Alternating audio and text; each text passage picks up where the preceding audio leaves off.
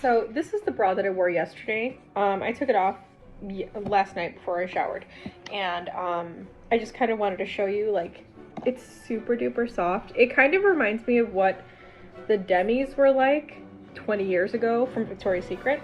Um, Now this is a full coverage 38D, so that's my size, and I don't care if I'm married, so it doesn't matter if I share that.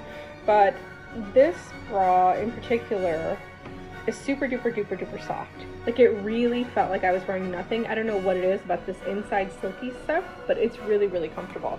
Now, as far as the sizing went, I did ask them to size me while I was there, and she came up with a couple. She said I was between a B and a C, which I wasn't. I was actually a D, because the D covers better. And also because when I was doing, like, when I would do like this would all come and hang out. That's not the case anymore, so that worked out. And I'm a 38 and not a 36. She said I was like 36 to 38, so that kind of worked. And so the measurement was a little bit off, but she was still really gracious and gave me the size that I asked for.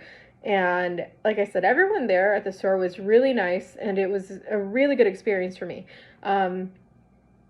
Back when I learned about Aerie and the kind of all the rebranding and stuff, my son, I was showing him, I was like, look at this website. You have to understand, like, all the types of women, like, bodies, shapes. I mean, there's, and I was showing him, I was like, look. And he was like, why are you looking at women in underwear? I was like, that's not what I'm doing. What I'm doing is showing you that there are women that have stretch marks, and that's more typical than you think.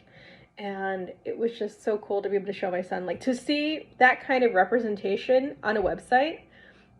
I mean, they had every kind of model, every ethnicity, um, there were people who were missing limbs, there were people with Down syndrome, there were people who had different tonal things on their face.